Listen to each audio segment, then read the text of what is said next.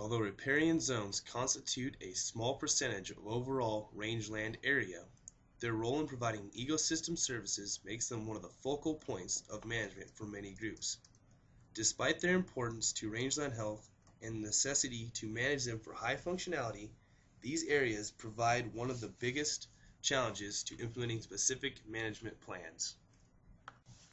Historically, range managers allowed riparian areas to be used as sacrifice areas. Overuse of them was an unfortunate side effect of proper pasture utilization and profitability to growers.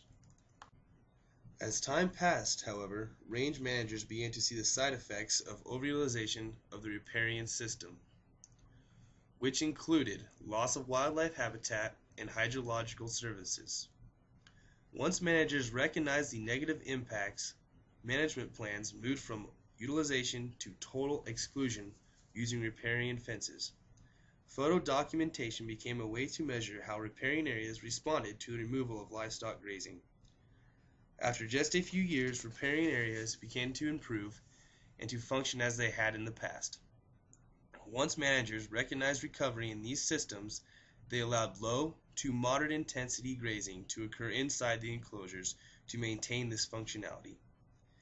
Land managers learned that complete removal of grazing and other disturbances from a riparian system in the long term can have opposite the desired effects on the involved areas. Range managers in Namibia use off-site water developments to ensure an adequate water supply during dry seasons and to enhance livestock distribution on their rangelands, in much the same way that similar developments are used in North America. Besides providing livestock distribution benefits, these range improvements can also create water sources for wildlife and increase the amount of time that both livestock and wildlife spend in sensitive riparian zones. Another way to control riparian use is to enlarge grazing exclosures into riparian pastures. These pastures allow managers to control the amount of time spent on any riparian area, and to remove livestock access when appropriate utilization has been reached, without the negative side effects of grazing exclusion. These techniques alone, or combined with a variety of other techniques for encouraging animals to spend more time in the uplands rather than riparian areas, can result in less degradation of riparian zones and increased productivity of the rangeland.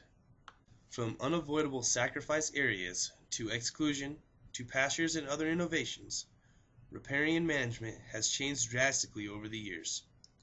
However, the need to constantly reevaluate and adapt management practices have remained the same. Adaptive management can create sustainable solutions to enhance effective working ecosystems.